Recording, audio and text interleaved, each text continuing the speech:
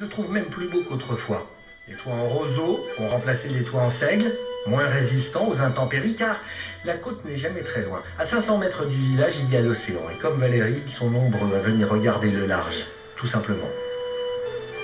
Ça fait du bien devant la mer.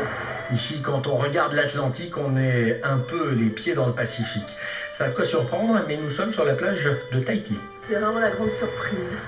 On est très étonnés de voir une plage en Bretagne qui s'appelle Tahiti. Du coup, on s'en souvient. Cette plage se nomme ainsi en hommage au peintre Gauguin, qui, après avoir séjourné tout près d'ici, à Pont-Aven, s'est exilé à Tahiti. En longeant la mer, nous arrivons à Port-Manec. Tiens, revoilà nos pierres debout.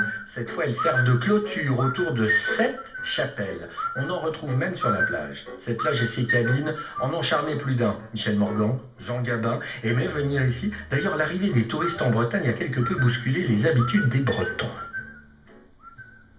Les Bretons sont devenus sensibles au bord de mer avec l'arrivée en effet des vacanciers qui venaient prendre leur bain de mer pendant les vacances. Et là, je pense qu'il y a eu un déclic et qu'ils se sont mis à apprécier en effet les joies de la baignade, le bonheur de se reposer sur le sable de leur jolie plage.